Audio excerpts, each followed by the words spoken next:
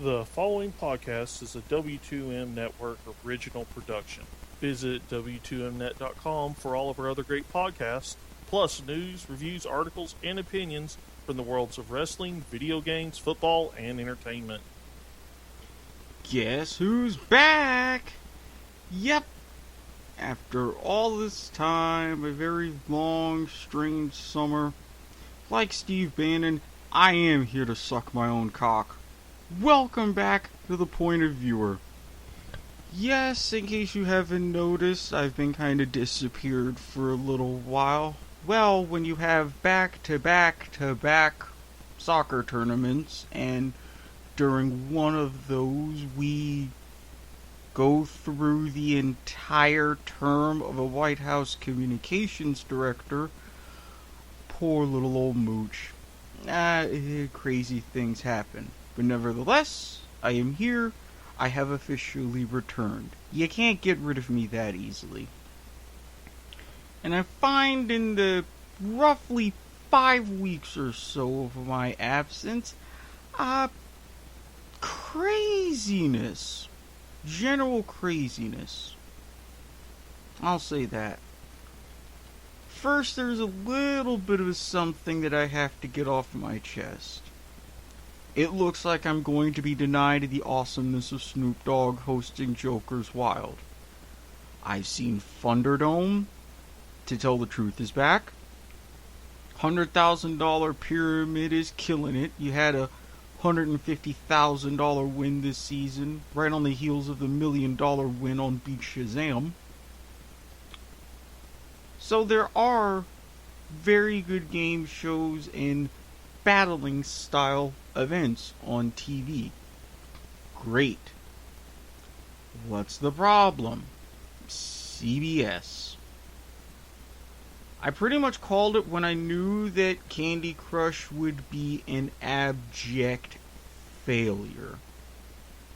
It got that brief first week pop, then ratings went down the fucking tubes, as deserved. I mean, it's still Candy Crush. It got people flying around the ceiling, playing on giant screens that take up good chunks of the studio. It's not going to save it. But instead of CBS saying, maybe we need to take a different approach, maybe something more along the lines of when we did $1 Million Password, or The Power of 10, which had their very first contestant not won $1 million, that show would have been around a lot longer. No, they decide they're going to double down on this tactic of your Facebook games and other games by King, and go to Words with Friends.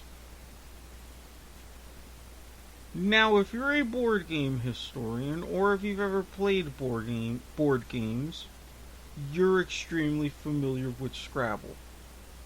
If you are a game show junkie and historian like me, you're familiar with the Chuck Woolery hosted Scrabble game show. Very successful in its own right. But again, that was the 90s. Everybody was into game shows in the 90s. The 90s were really the second golden generation when it comes to TV game shows. You could argue that the first was the 70s, while the 80s you had little blips and bloops. But that was the end of a pretty significant era. People have moved on. Even if you were to get Alec Baldwin to host like you have Match Game, the concept would not be saved. I mean, have we not seen how these board games and these topics can go down the drain? Ask yourself this. Do you remember Merv Griffin's Crosswords? People, that was a show. A real show. I watched it. I fucking fell asleep. Granted, I have a little bit of intelligence. I can work my way through a crossword puzzle, but I realize certain things don't work. Networks finally realized it, and crosswords run in syndication was extremely brief. Even during the latter half of that extremely brief run, they had to tack on the Merv Griffin name to kind of save the legacy. To get everybody to conjure thoughts of Jeopardy and Wheel of Fortune. Or fucking Griffin, game show god. No, still didn't work. So CBS, I'm sitting here tonight imploring you, don't do it. You've already trotted out Mario Lopez, and you've had one failed idea. Leave it at that. You've got a lot of great summer programming going for you. I'm not going to deny it, but this isn't it. It won't work. And do you really think that if you're going to continue your foray into reintroducing daytime game shows that people aren't going to look at your botched attempts? It took people quite some time to get used to Drew Carey's version of The Price is Right. Thankfully, that's taking off. You've got Wayne Brady killing it on Let's Make a Deal. Focus on more of the classics. There's a lot of meat on this bone. A lot of meat on the bone. If you want to go ahead and take over Joker's Wild, I think you should. You hosted it back in the day, so come on. Get over yourselves. This is not going to work out well for you. Thankfully, we're in August now. Summer's almost over. You're hyped up to introduce a new football season. Tony Romo going to be up in the booth. Hopefully, after this season, you wise up and you realize Thursday Night Football's a bad idea. But again, that's a separate rant. I'm not going to say you're on thin ice because I admit you're not. But two failures brings about a coincidence, especially in the game show world. Please, please, please, please, please, please, please, please, please. Limit yourselves to the one so you don't get a second on your tab, because 3 strikes and you're out. There will be no luxury car, no more shuffling of the baseball bag. When you're done, you're done. Don't be done. Don't.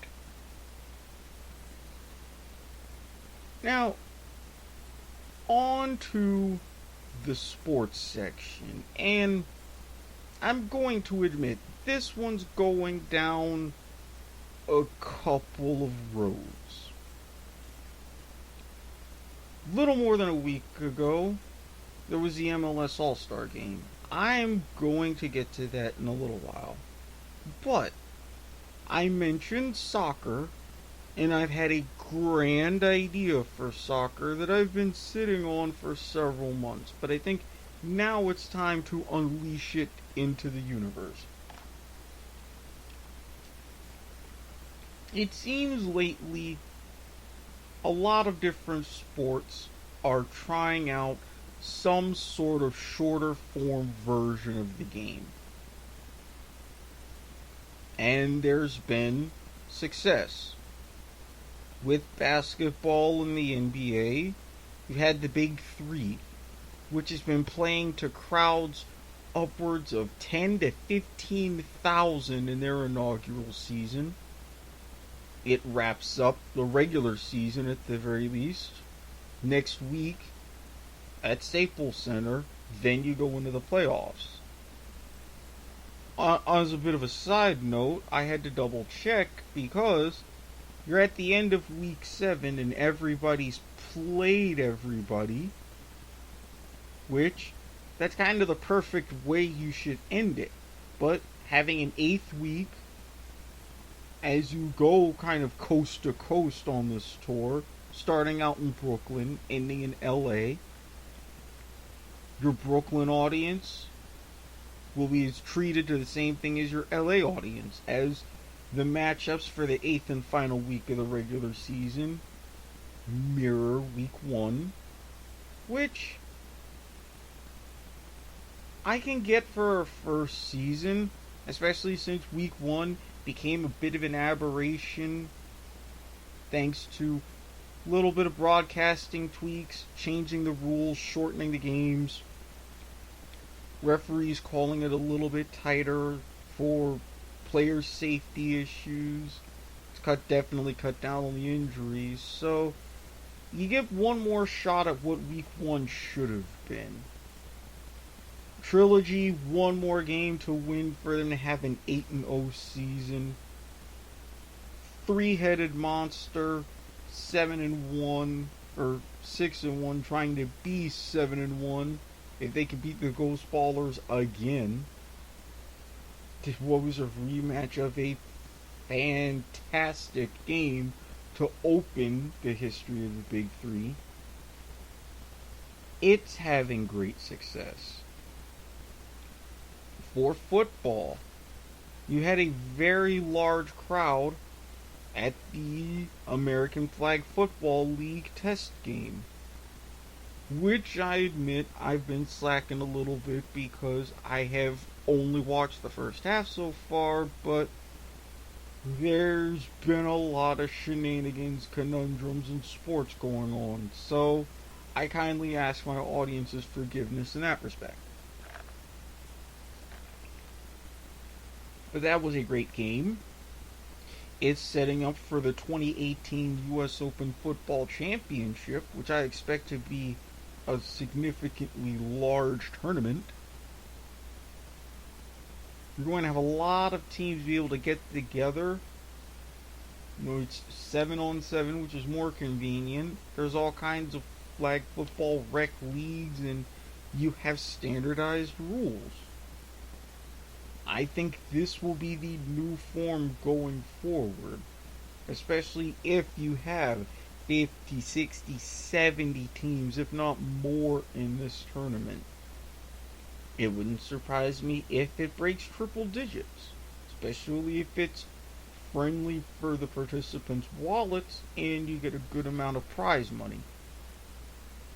Hey, if the basketball tournament can pull off a winner-take-all $2 million and can draw 75 teams, 12 of which actually had to buy in $5,000 just to play a couple games and get a shot, the U.S. Open Championship of Football, they can learn a thing or two. Of course, buy-ins might be a little bit smaller unless you announce the deadline months in advance and give teams time to organize. There's a lot of intrigue in that one. Rugby, which we're on the heels of a Rugby World Cup. Women's Rugby World Cup this year. Rugby World Cup 2 years' time. Rugby Sevens World Cup, also coming up in a couple of years. We have the latest Rugby Sevens World Series kicking off in a few months. Good time for rugby, and David New, good man, I've been speaking with him, hoping I can have a little sit-down interview with him on the future episode of this very podcast. We'll see. It's in the works. He's come up with Super Rugby Sevens. Short form of rugby. Still 4 quarters, large rosters. You're going to have the excitement of sevens, but in a format closer to the full 15-a-side game. It kicks off in 2018, 6 men's teams, 6 women's teams. Bit of a barnstorming tour format its first year with the idea of going to city-based teams in 2019. This could also work. But the one sport that I've noticed it's starting to fall behind is soccer. Now I know what everybody's going to tell me. They have this youth development and 4-on-4 games and futsal and the major arena soccer league here in the States, and within the next couple of years Canada, as Toronto's getting a team. All of these things are well and good, but for some reason nothing sticks. Futsal, beach, 7-a-side, nothing. And of all things right now, soccer is the most that needs 1-2 stick. I mean, even to Australia's credit, the Australian Football League, which fantastic in its own right. Our U.S. teams doing extremely well in the International Cup, being played, unbeaten in our couple of matches on the men's side. They're coming up with the short form. Now granted, you have pockets here in the U.S. that's a short form, Metro Footy, 9-a-side instead of 18, played on about the size of a soccer pitch rather than the 180 to 200 yard long oval. And it's a non-contact version played in Australia as well.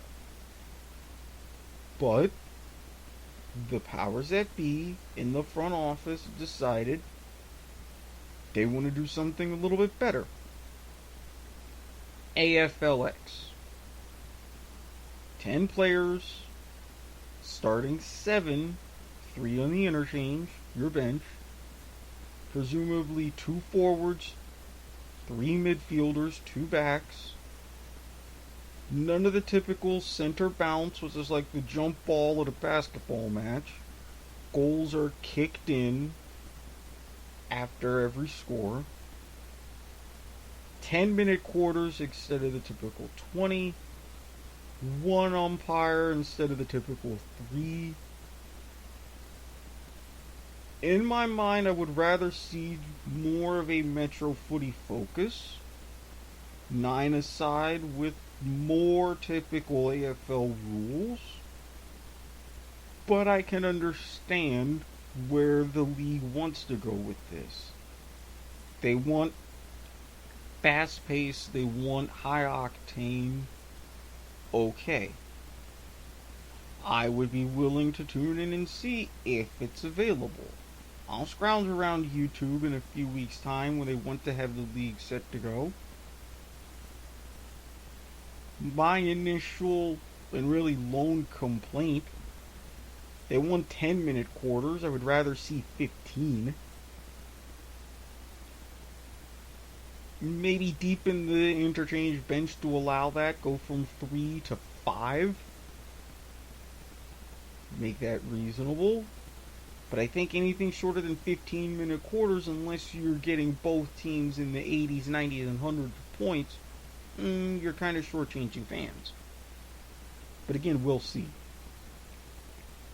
Admittedly, Australian podcasters, media, they're mixed about it. Some of the podcasts that I listen to and trying to learn more about the game, Titus and Sergio's Variety Hour, weren't big fans. The Protected Zone, not really big fans. So it's understandable that they don't necessarily want to give it a chance. And it's their game. They created it, they invented it, they were playing it almost a decade before we were playing our form of football. They had the origins of theirs dating back to November of 1858, whereas with us, it wasn't until 1869. So I understand, and I'm actually willing to embrace their level of skepticism for the new code. It's completely fine by me, but as an outsider, I want to give it a benefit of the doubt. If the AFL truly wants to globalize their game, this is a way to do it. Again, it might not be the best way, but this is a footprint. China, the US, a lot of big markets, especially China with what they're targeting. This could work. I would like it to work. I would like it to work again, maybe with a couple of changes, but I would like it to work. Going back to soccer, they're all alone. FIFA doesn't really push futsal. The US has tried to establish a futsal league for the past couple of years, to the point getting a website, getting a big sort of a quote-unquote test match played with some of the top guys, but nothing's really stuck. Any of you listened to past episodes of Soccer to the Max will know that I discuss it with awesome producer Sean Garmer, Rachel McCrieger, my knowledge and my fandom of the MASL. And a side note, Sean gave me the keys to the producing kingdom, so I'm truly flying solo in this podcast. You can tweet me with what your preliminary thoughts at Squid Sportshead. I'm learning. I've produced a few so far, and I'm learning more of the tricks of the trade. We talked about this, and I wanted to feature the idea on our soccer podcast, but with everything going on, Tournament of Nations and how the U.S. women's national team's done, Gold Cup, International Champions Cup, MLS All-Star Game, which I will circle back to. It's been a long and winding summer. But now it's time. Now I think I've got an idea that I've formulated after all this while, and I think it could work. Now, those of the hardcore fans may remember the Island Soccer League. It was in Bermuda. You're talking circa 2004, maybe a little later. 8 teams, all the matches played at National Stadium, and it was basically an outdoor version in Bermuda's answer to arena soccer. As a matter of fact, the top league, which was NPSL, I believe at that time, might have been even before that. But our Arena Soccer League put together an all-star team against Bermuda's all-star team in Bermuda to duke it out. We won. I wanted to try to implement something like that, although not exactly. One of the ideas I like, going all the way back to the old North American Soccer League, was the blue line, similar to hockey.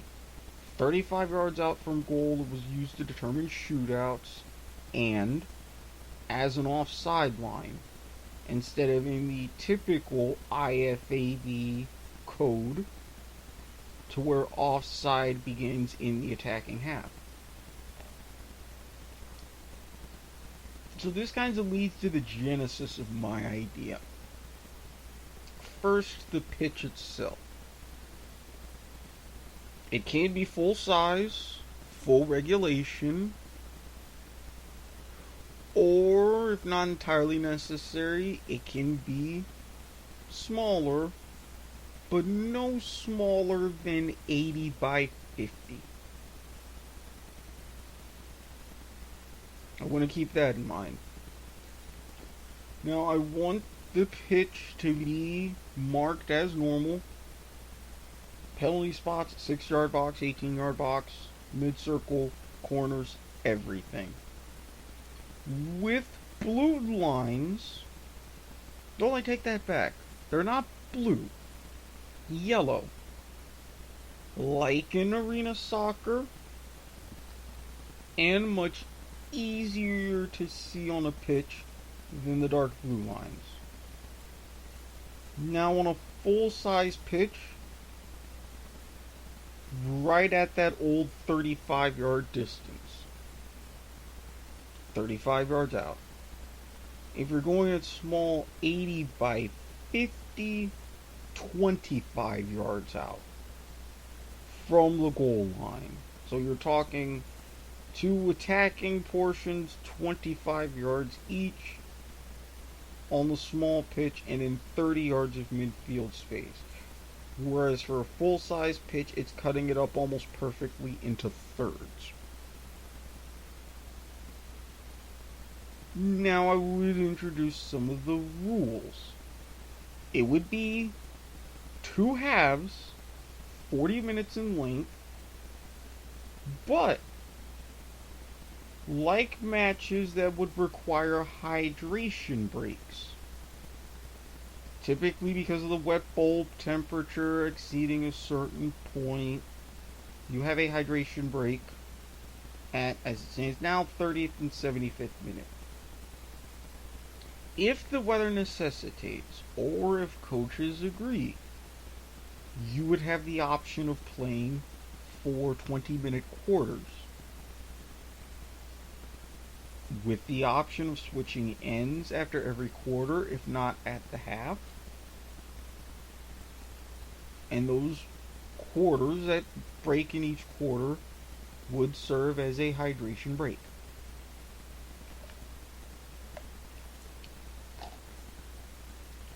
Now, for the rules themselves, I would like a bit of a hybrid of arena soccer and standard association soccer. 9 aside. That's it. 8 field players and your keeper. Form them however you want. Have the option of substitutions at every dead ball, rolling subs like in indoors. Like the old NASL rule, no offside until you hit that 35-yard line. And then it's even more of a hockey style. You can't be in before the ball.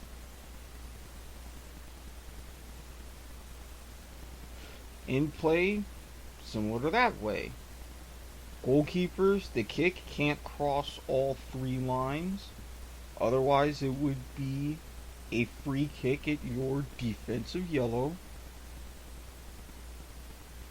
And rules along to that nature.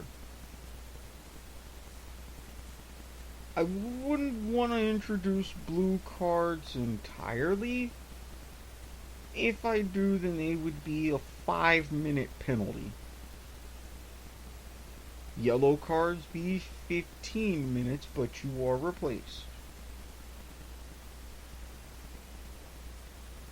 Now, granted, it will be a little far-fetched, but I think if you have this sort of shorter form of soccer, it could work. If anybody out there would be interested in helping me organize a test match, tweet me. Again, at Squid Sportshead. I'm open to ideas. I'm open to changing things. I like having that flexibility, but if Big 3's taking off the way it is, Super Rugby 7s is setting up the way it is, AFLX setting up the way it is, short form sports are taking over.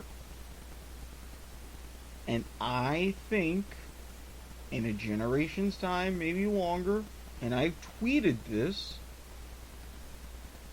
as we get a society increasingly hungry for resources, our luxuries and our lifestyles will have to change and adapt. I think the sports where fewer resources are required will eventually succeed.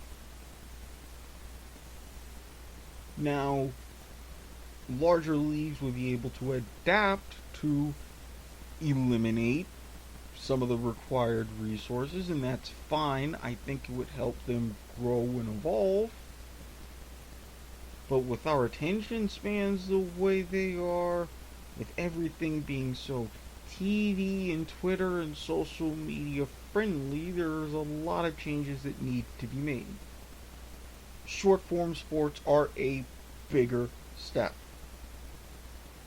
They'll be successful in their own right.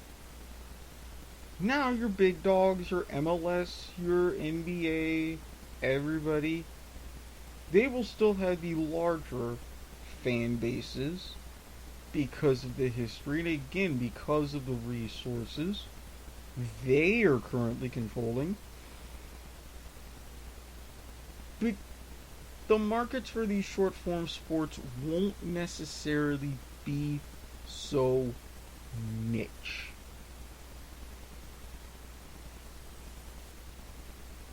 That's really the key.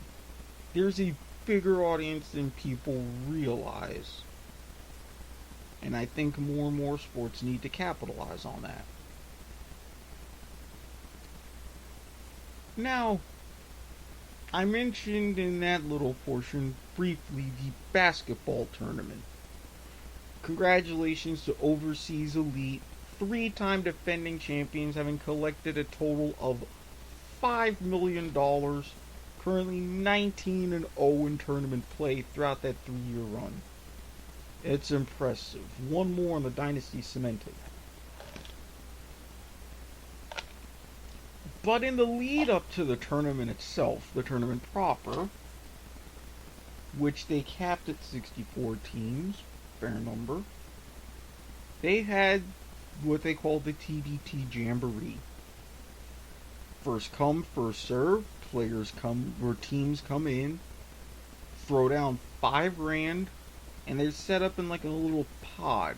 You win your pod, you get to be in that particular region of the tournament. North, south, east, west. Now in the Jamboree, they tried out different rules. One of which I was intrigued by, fascinated by, and fell in complete love with. The Elam Ending. Named after a man who's a card-carrying member of Mensa, so you already know fucking genius you're dealing with. He looked at an Oklahoma State playoff, or Oklahoma City Thunder playoff game.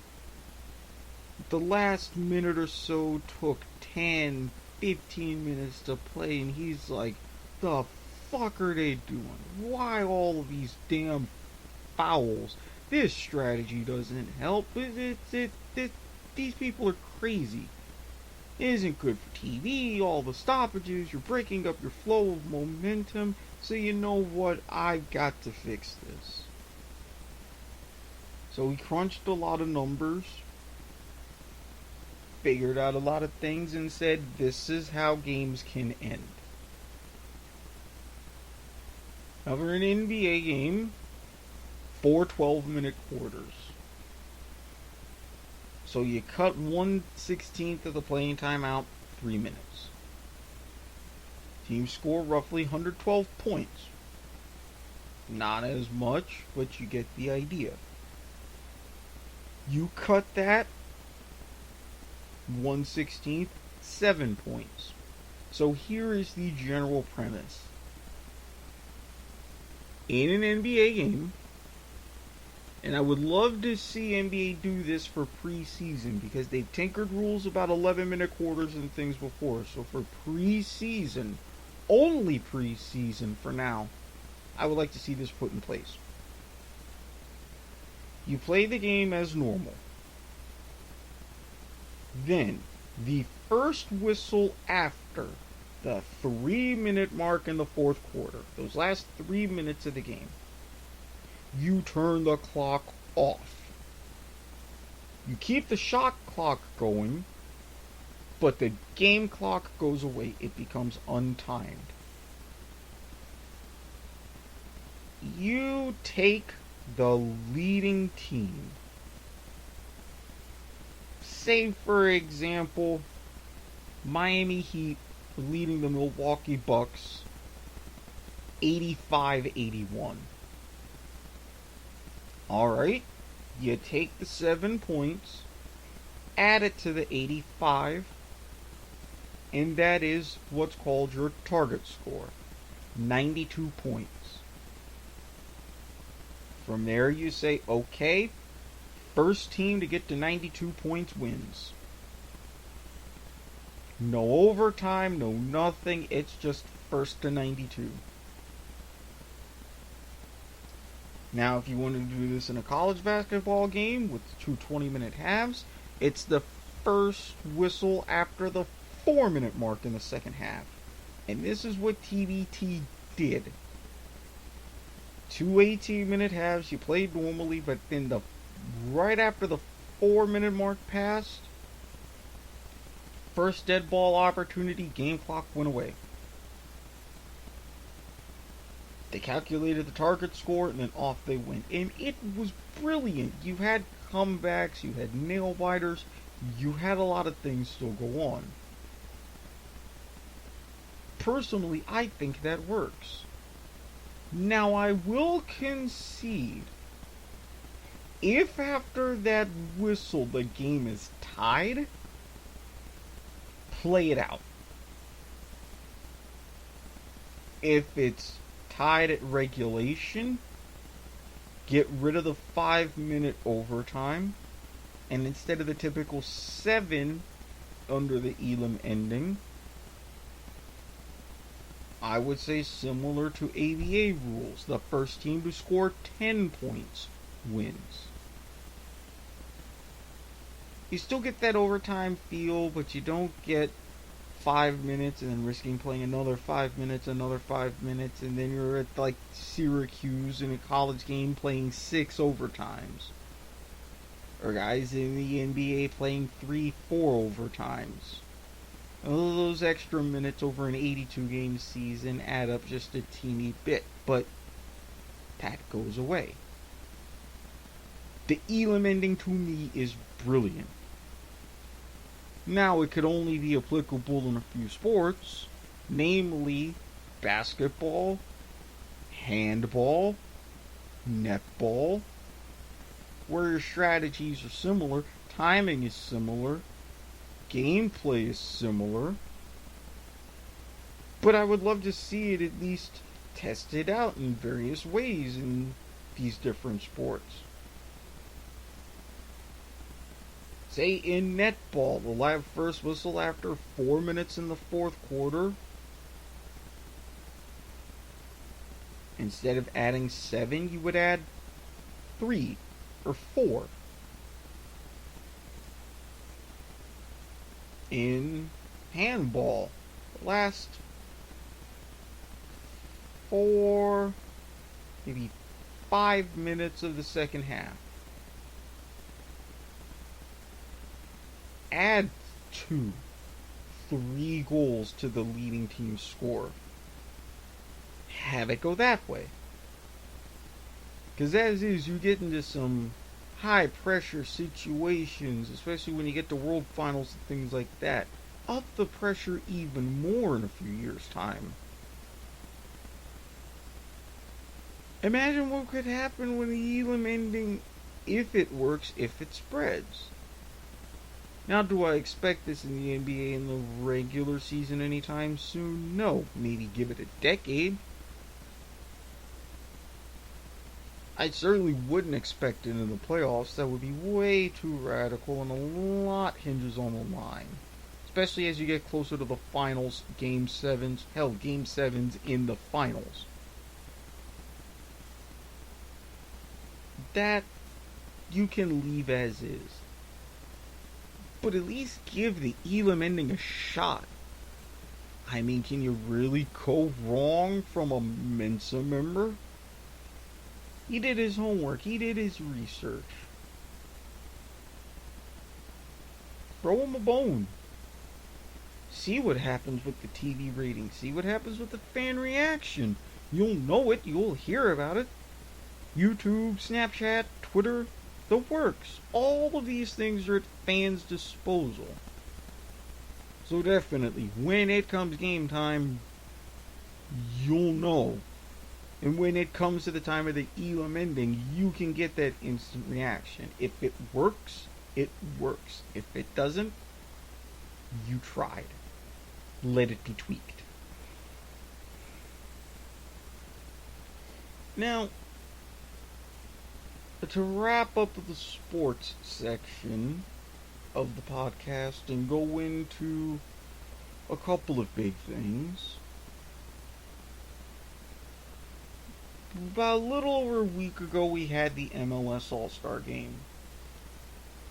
The MLS All-Stars going up against the mighty Giants of Real Madrid, who, unfortunately, beat Manchester United 2-1 in the UEFA Super Cup. This is their fourth UEFA Super Cup win. First team to win back-to-back Super Cups since AC Milan did it in 1989 and 1990. Right after they went back-to-back Champions Leagues, or back then European Cups. Good for them, I guess, even though Ronaldo's still in court, still dealing with his tax issues, blah blah blah. But I paid attention to this MLS All-Star Game. It was actually a very good game. What you would expect from a high-profile friendly. Much better result than I anticipated. I thought it was going to be 4-0, 5-0 in Real's favor. Instead, match finishes 1-1. Madrid wins in penalties. Under the old format, the ABAB, not the ABBA, ABBA, that Sean and I talked about on the previous episode of Soccer to the Max. But it was a game that I was actually able to sit down and invest time in. Doesn't really happen too often. In fact, this MLS All-Star Game was the first one that I had paid attention to in full since 2013. 4 years. Now, in part, that's because, well, not just in part, it's the exact reason, actually. 2014, sitting, watching MLS All-Stars in Portland. If I remember correctly, they were taking on Bayern Munich. Sitting on my couch, minding my own business, and my cell phone rings. It happens to be my ex-girlfriend. We sit, we talk. Very fruitful conversation. There's a little bit of dialogue. We would talk some more over the next couple of months.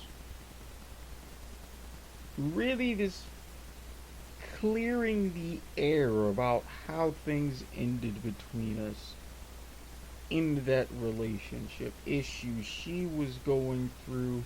It helped me resolve issues that I had been through since. It worked out for the both of us. At least initially. I got closure in the aspect of why she wanted an open relationship. Her mental issues with being bipolar. How she wanted to, in essence, spare me from that. So we talk. We settled things. Things go quite well. Then I send a text and I don't hear from her. I wait a day, wait 2 days. I get a little bit busy at work. Winds up being a week. I try texting again. And I get a note from her father giving me the bad news about what happened in that week and why I hadn't heard from her. Turns out that what was initially thought as sunburn and presented itself as sunburn was a horrible reaction to medication. That horrible reaction continued to eventually multiple organ failure.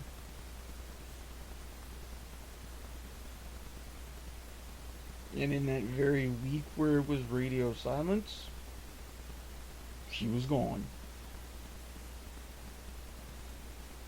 Now this was pretty quick. We're talking from August to October when I found out that news. Since then, there have been subtle reminders. I dig through Facebook messages and I get old messages of her family reaching out to me, letting me know what was going on. Still keep old emails from her father, showing me pictures and things from the funeral.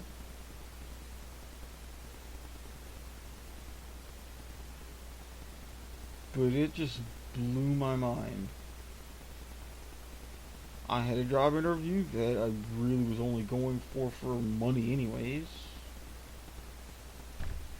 The day after I found out, but what was I to do? And my best friend tried to console me. She wondered why I was even at work. I couldn't not go. It was a hard struggle for me to function 100% for a little while. But I did. One consequence is All-Star Game rolled around. 2015, couldn't bring myself to watch. 2016, couldn't bring myself around to watch. Finally decided that with everything going on with my coverage for the podcast and everything else I was doing, following the league as closely as I had this season, why not now? And honestly, I am very glad I did. Sat on my couch, watched the game, stem to stern. Very entertaining. Had some snacks, dinner. Nothing really booze wise because I saved up for going out that weekend, which that turned out to be an interesting weekend. I guess it always is when you're complimented by a 37-year-old Asian woman at a pretty cool bar at 1:30 in the morning after you've had a pint and a can of cider and a couple Jim Beam and Cokes and a blackberry cobbler drink that was so fucking hipster it made your chest hurt. Well, mine rather. It was a very fun night celebrating a good friend's birthday.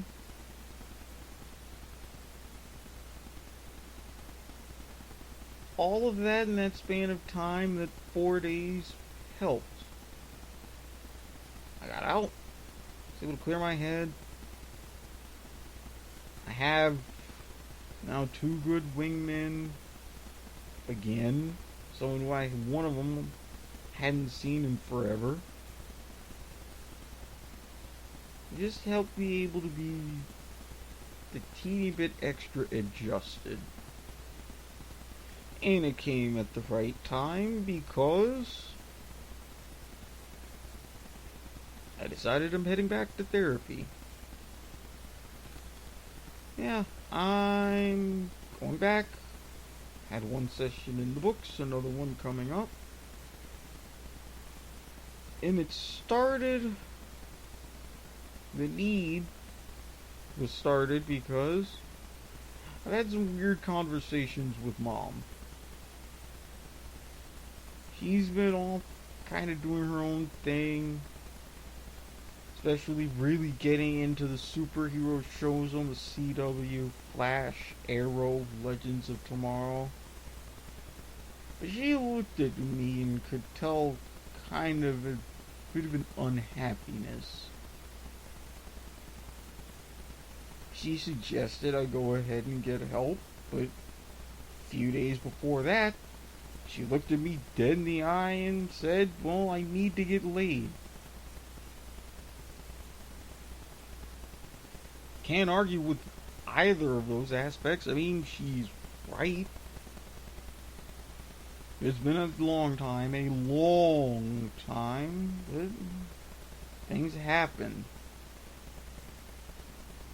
I decided that even in the midst of all of my conundrums, things aren't going to be working right. So, I've attempted to put my focus on other things, and for the most part it worked. For some aspects where it hasn't, you live and you learn. Them's the breaks. But in all the conversations and actually not speaking for a while, it kind of just opened my eyes to things, and I kind of need to hit the reset button on myself. Kind of get things a little bit less muddled. Get my brain to turn off once in a while so I can just take a look around. Look around at me, my life, my friends, my work, what I want to delve into, what makes me happy. All of these various aspects. That way I can keep a straight head. Straight as it can be, knowing me. So, it was very, very enlightening. Knowing that you have a lot of truths just sit and hit you in the face. Kinda cool in a way. Brings you back to center a little bit. And finally, I had originally planned to talk about the month in misery, but I mean, at this point, what's the point? I could spend a good hour and a half just talking about everything from Stephen Miller, Anthony Scaramucci, Martin Shkreli getting sentenced, the Pharma Bro going bye-bye off to prison, military policy being dictated in tweets, to tweet storms on vacation, to begrudging signing of Russian sanctions, to a failed repeal and replace in a variety of forms, to John McCain, the military policy being transgenders, and now trying to unnecessarily fuck with North Korea. All of these things happened in just 5 weeks, and some of it just hours leading up to broadcast. So I'm gonna spare everybody, and I'm going to spare my own sanity. I'm just hoping that with these grand juries, they lead to some good charges, and they lead to the orange fucker finally being gone. He's fucking up this country worse than he fucked up the USFL, and people are still mad, myself included, about the USFL. Approval ratings in the toilet. Congress ain't helping, House ain't helping. He has no real wins to his credit. This is what people like him do. Can't file bankruptcy, so send people off to die. Potentially launch the nuclear apocalypse.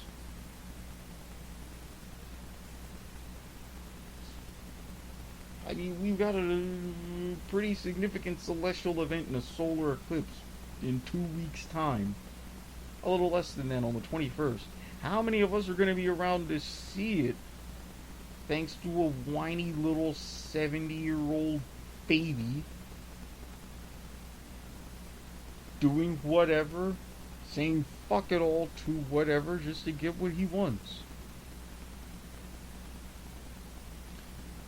But I will end with this. There's a tiny island out in the Atlantic Ocean. A pretty cool island. An island that I want to visit. An island where I know I could go out there and party. Puerto Rico. I've said in the past, when they've had issues with their debt and attempting to file bankruptcy, they suffered a slide job. Yes, they're a protectorate. Yes, Puerto Ricans are considered U.S. citizens. But unfortunately, up in Washington, they decided that they can't help themselves. Under particular agreements and signings and different things, they can't file bankruptcy. And they have to pay their debt to Washington before they can pay anything else. Greedy on DC's part. Stupid. But unfortunately, this is the agreement made. Schools, libraries being shut down. The tourism industry taking a hit. It's some pretty bad news. So, as it has been brewing for about the past decade and a half, every couple years or so, there are rise for calls for statehood. And I'm thinking to myself, why not? We have Hawaii out as a state in the middle of the Pacific. We have Alaska up in the north as a state. Why not Puerto Rico? Give them the opportunity to finally bail themselves out. Imagine the boon in tourism, the sporting industries. Having that extra culture to come into places. You already see it if you're in certain parts of Orlando, in different parts of Florida. You wouldn't have to change any of the fundamental rules with the 2/3 or 3/4 of the states, because the math is pretty favorable. Why don't we help them out?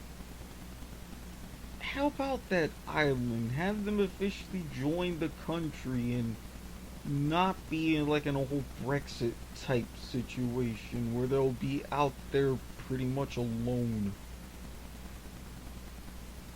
Let's help them out. Or at least bail them out. Puerto Rico's done absolutely nothing to us except give us rum, pork, a place to party, soccer, more great strip clubs, and hot, albeit in some cases slightly crazy bitches. Are we really going to turn our backs on them? For what reason? Because they're not profitable? Yeah, like being profitable is a big thing nowadays. Every office seems to be strictly wanting to be profitable. Thanks to the quaff running around trying to ask about where's the bride at weddings at his country club, where he says it's a working vacation, even though he's found more time to tweet now than at just about any point in the last 200 days. Don't let people like that make us turn our backs on millions of good, hard-working people. Hell, Google was going to use them as a test market for a modular phone. And I've seen football, our gridiron style football. They love it in Puerto Rico. I saw like the '89 high school championship game. It was on YouTube. I would love to use them as a test market for some of my ideas. Give them flag football. Give them my idea for soccer. Them in Bermuda. I think it could work. Let's not just leave them hanging out to dry. Do we really want all of their schools and all of these government facilities closing? Do we want tourism to disappear except for the ultra wealthy to go to that island? At least give me a chance to go to the ice cream shop in Lares. Sample the corn and grape and beer ice creams. Give me an opportunity to do that.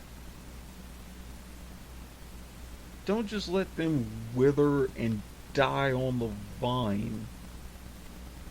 Just out of stupidity, greed, and heartlessness. Let Puerto Rico be a state. Let them join and strengthen the union. Don't leave them hanging.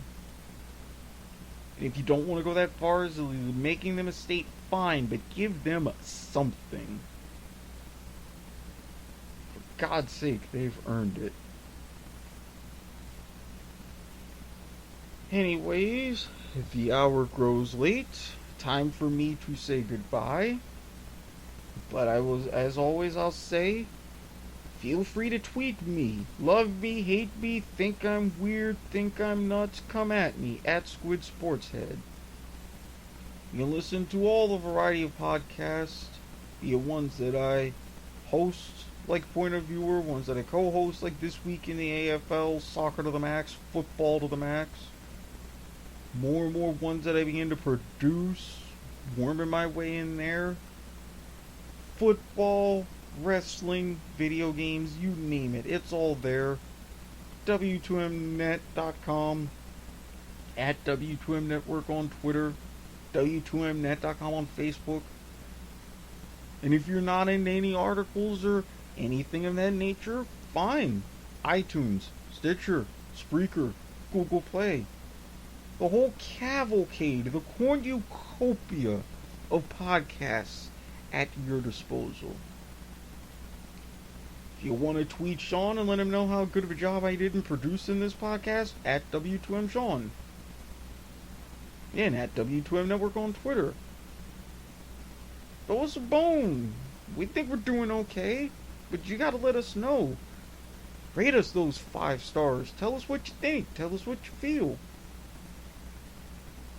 But in the meantime, as I always say,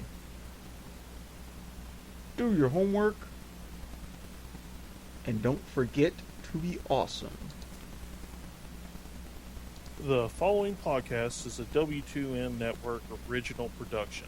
Visit W2Mnet.com for all of our other great podcasts, plus news, reviews, articles, and opinions from the worlds of wrestling, video games, football, and entertainment.